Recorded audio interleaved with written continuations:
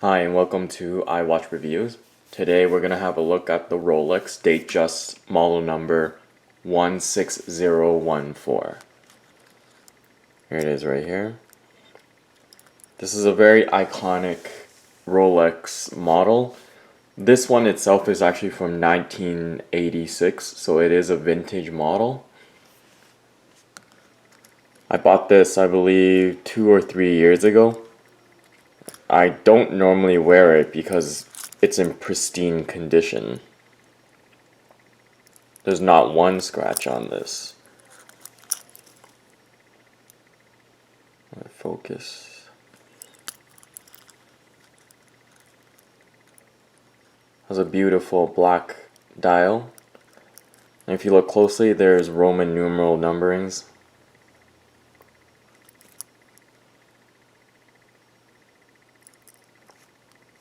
Let me just get it moving. Shake it up a bit. There you go. A smooth sweep.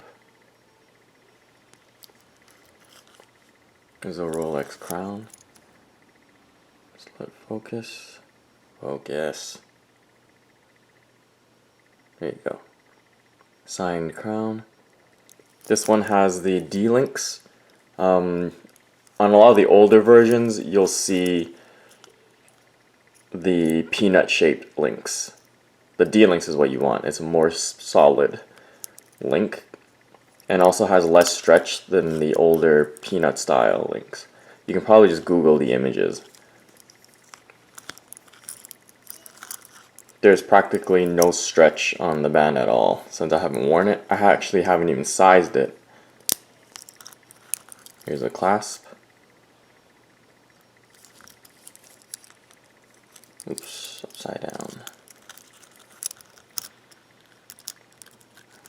I've owned quite a few of these models, but this is the only black face one that I've owned.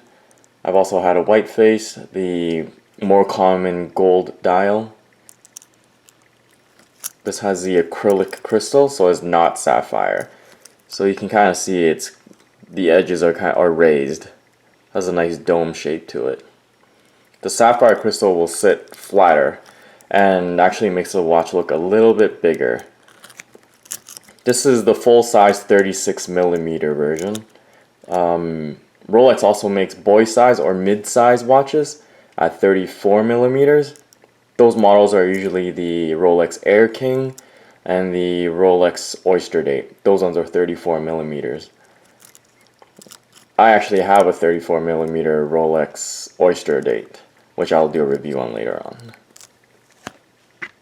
The Rolex 16014 model was introduced in 1977, and that was to replace the older 1601 model.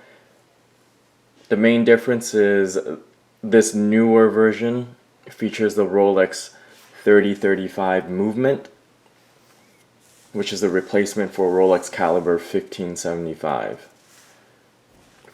The Caliber 3035 movement is a 27 joule automatic movement and beats at about 28,800 bph.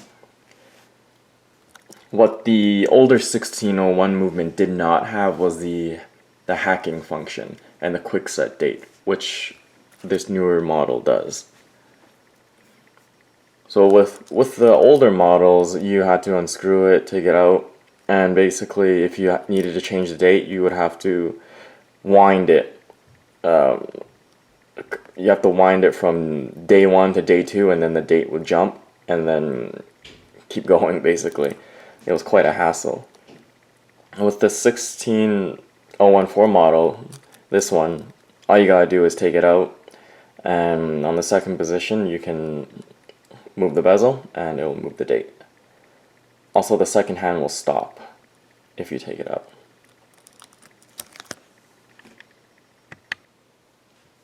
This specific caliber movement was used for 11 years before it was replaced by the Caliber 3135.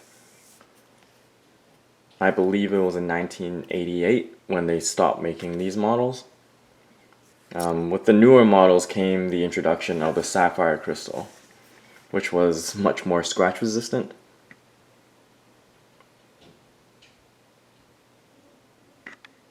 aside from all that information, the Rolex design really hasn't changed much over the last however many years Rolex has been around. They still make the Datejust, although now it comes in a larger size. But other than that, they still use the same Jubilee bracelet or the Oyster bracelet. The other Rolex I have actually is on an Oyster bracelet. Maybe I'll go grab that so you guys can take a look at the different bracelet styles. Here you go, the tale of two Rolexes. So this one right here is 34 millimeters, and this is 36. I'm not even certain if you can tell the size difference. Because the Rolex has the bezel, it actually makes it look a little smaller than this one right here, than the Oyster Date. The Oyster Date also has the Roman numerals on it, although it's in the inside of the dial, or the numbering, whereas the Datejust is on the outside. If this model didn't have the Roman numerals squished in like that, it would actually look a lot bigger, the face. Also, I think black tends to slim you down, right?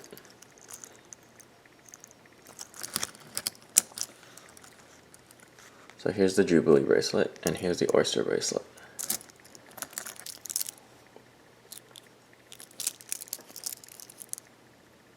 Both have the Rolex sign crown, or sorry, the clasp. Well, they do have the Rolex sign crown. Oh, I forgot, I can't focus when there's two watches on screen.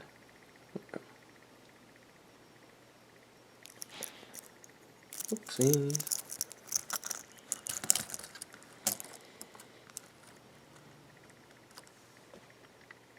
So that's my review of the Rolex Datejust model number 16014. A very iconic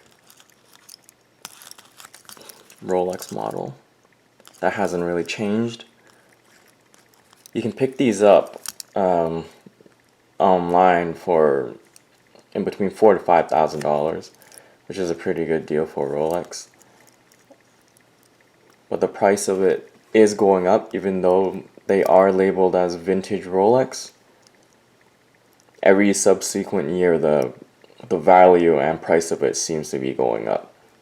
I used to buy these back in 2009, much less than what you can get them for now.